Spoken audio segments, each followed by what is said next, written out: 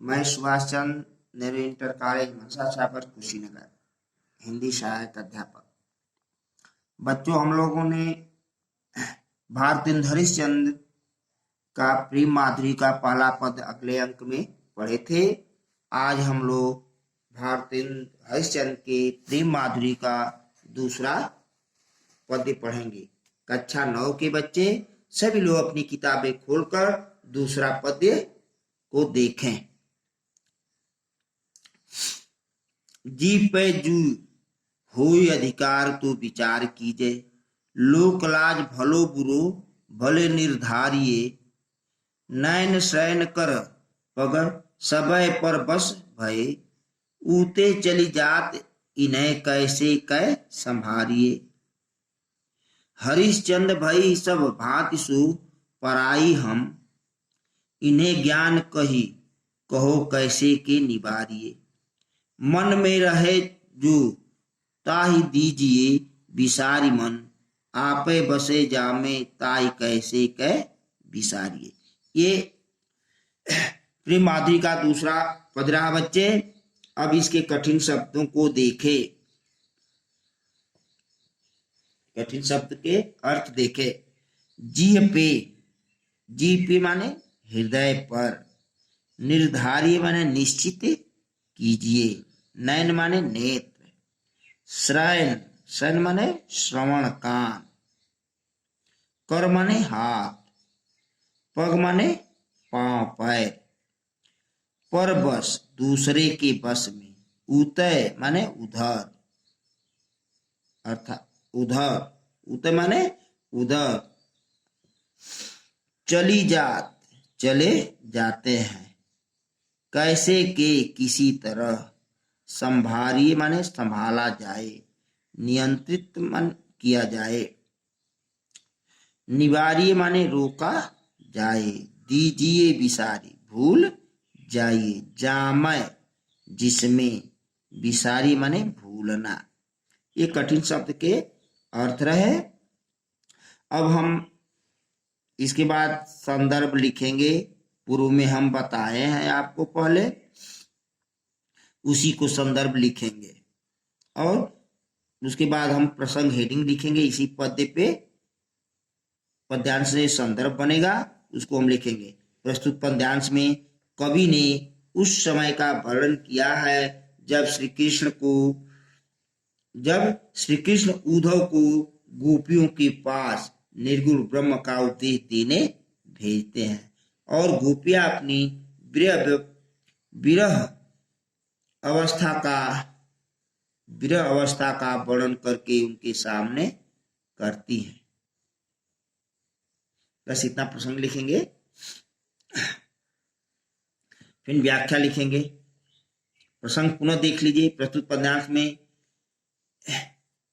कवि ने उस समय का वर्णन किया है जब श्री कृष्ण उद्धव को गोपियों के पास निर्गुण ब्रह्म का उपदेश देने भेजते हैं और गोपियां अपनी विरह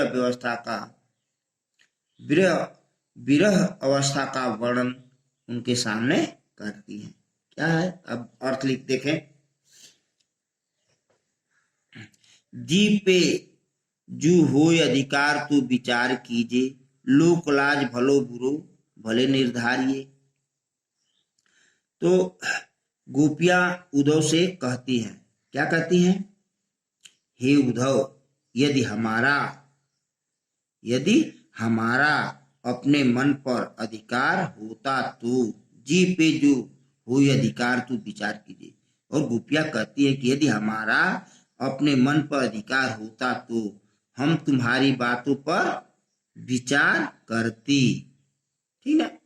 और है, लोक लाज भलो बुरो भले निर्धारिये, लोक और मर्यादा, भलाई बुराई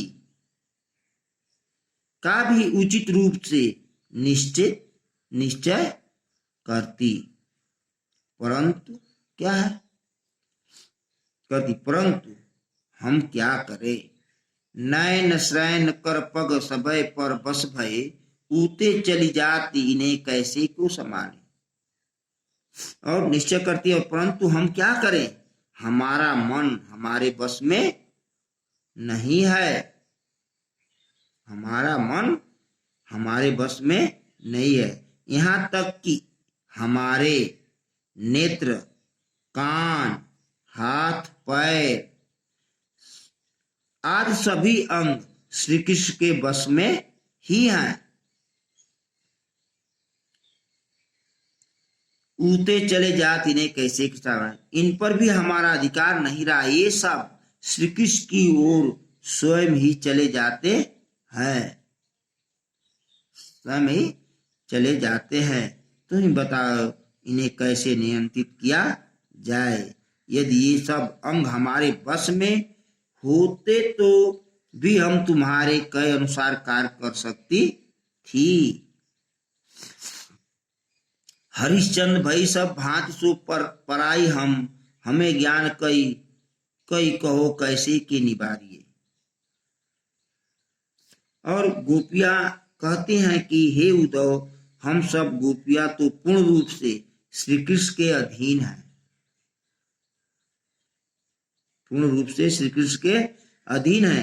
हमें ज्ञान के उपदेश द्वारा प्रेम मार्ग चलने से रोका नहीं जा सकता, रोका नहीं जा सकता। यदि कोई हमारे मन में निवास करता है हो, मन कैसे के निवारी हो, मन में रहे जो ताई दीजिए विसारी मन, आपे बसे जामे ताई कैसे के विसारी। यदि कोई हमारे मन में निवास करता हो तो हम उसे भुला भी देते, लेकिन जब हमारा मन ही किसी दूसरे के हृदय में जाकर बस गया हो तो भला उसे कैसे भुलाया जा सकता है। हे उद्धव, आप हमें व्यर्थ ही ज्ञान का उपदेश दे रहे हो। हमारे लिए श्री कृष्ण को भुलाकर इस ज्ञान के मार्ग पर चलना संभव नहीं है। ये अर्थ रहा बच्चे। अब आप काव्य संदर्भ देखें।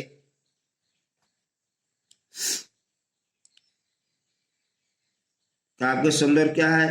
भाषा ब्रज है, शैली क्या है? मुक्तक है, गुण क्या है? माधुर्य है, रस क्या है?